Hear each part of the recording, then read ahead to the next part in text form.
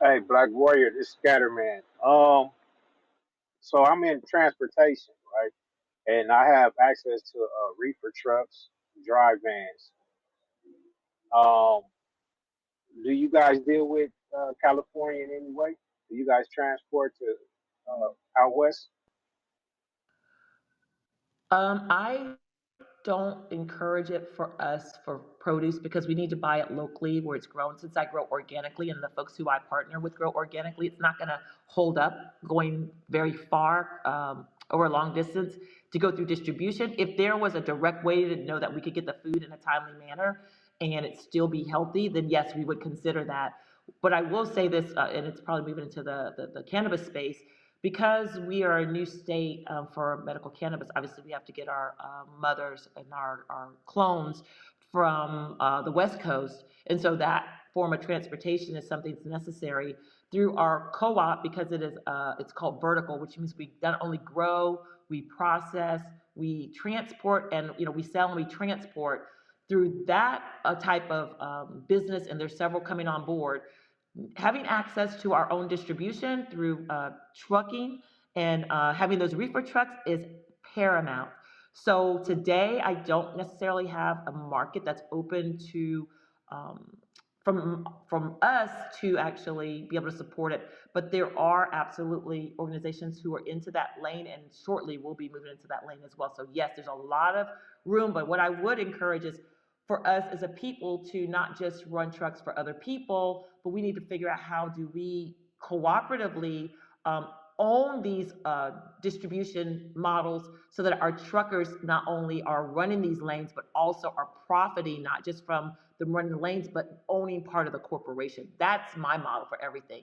Whether I'm utilizing someone's land or we're selling together, you don't just want to sell and make money. You want to have ownership of these organizations and institutions that we're actually engaging with. Does that answer your question, babe? Yeah, that's what I wanted to hear. And far as the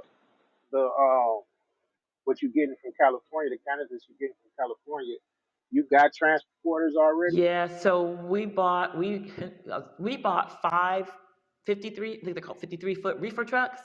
We turned Yeah, four yeah. of them into flower rooms because they're they're climatically sealed and they're perfect conditions for putting in lighting and benches and the environment with the CO2 and the airflow and all of that.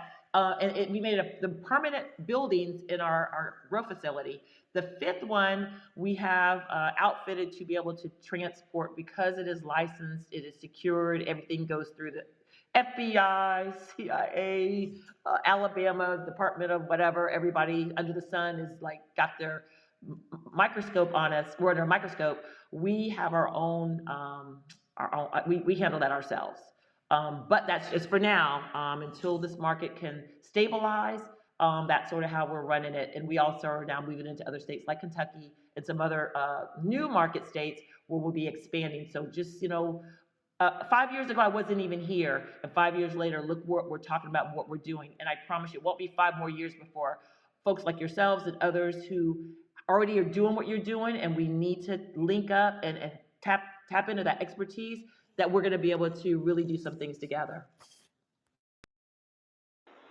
I appreciate that, man. Please let us know if you need any help in that. Because, like I said, we are in the transportation business, and a partner of mine, he's actually licensed and taking, medical marijuana in and out of the state of California. So we can actually help with it if you need it. So, man, it ain't nothing like working with your own people. So we looking forward to doing, what Amen. we got to Listen, do. that So hit me talk up. I that. mean, don't hit me on here because I never look at messages here. Get with Glock and get my contact, and let's make sure that we stay connected. Because one of the other things is with the Federation of Southern Cooperatives, we got a contract for produce to send food to, I think it might be New Jersey, with a large corporation. One, it's a brand that everybody knows. They have, I think, 3,000 employees or something, and they're wanting us to do CSA boxes and send them there. I'm a little skeptical because I'm old school. I'm like, I'm not sure I want food to go that far, but it's a pilot program that's going to be starting, I think, in January. And so I'm not sure what the trucking situation is to getting food there, and that might be something that we can definitely look at because I did hear that we are may have to provide our own transportation. So please get in contact with me. All right, appreciate it. Hey, Black Warrior, before we get into the cannabis segment, I did want to keep it separate, just due to the direction of the conversation. An audience member by the name of Sunshine Girl 305 asked, could we ask you in regards to the agricultural paperwork? What was the process in order to go from using the land to farming? And also, what was the toughest hurdle for you to overcome when it came to that? Oh my goodness, that is probably one of the best questions. That is so brilliant. Thank you. Beautiful question. You could have a plot of land, you could have a grow pod, and I'm not sure how minimal. The minimum to be a farmer is $1,000 in revenue. If you can generate $1,000 in revenue, then you can have a farm number, which I went down once I purchased the land. I've kind of been hearing a little bit about this whole farming thing. I knew I need to go get a farm number.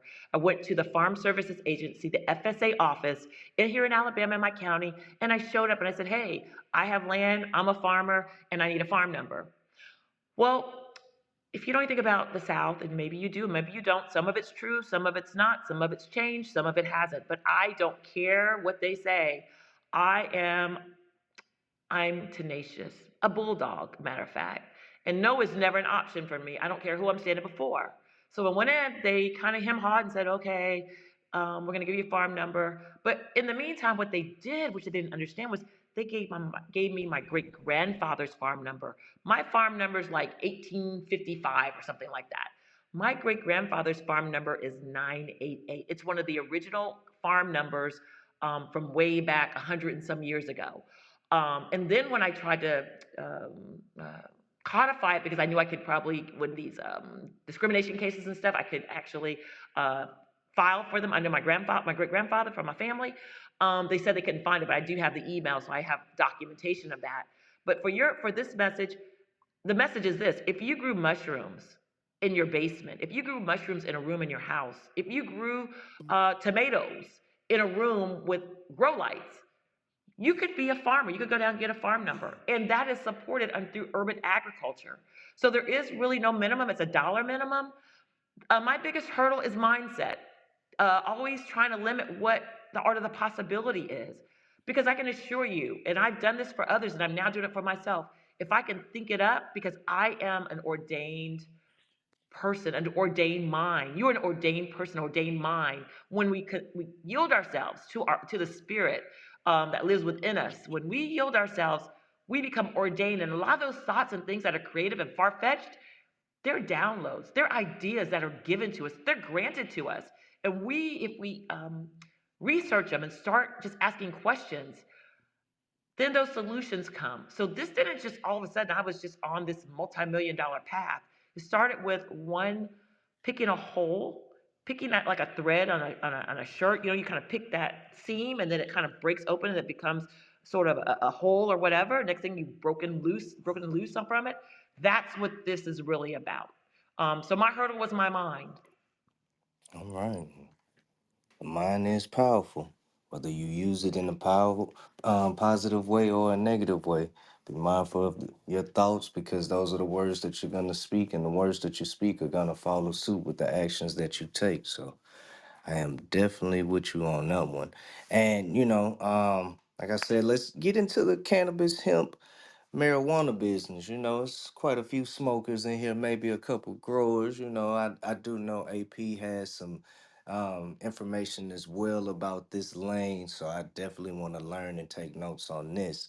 Um, exactly how did you get into that, and what is the benefits of growing your own cannabis and hemp?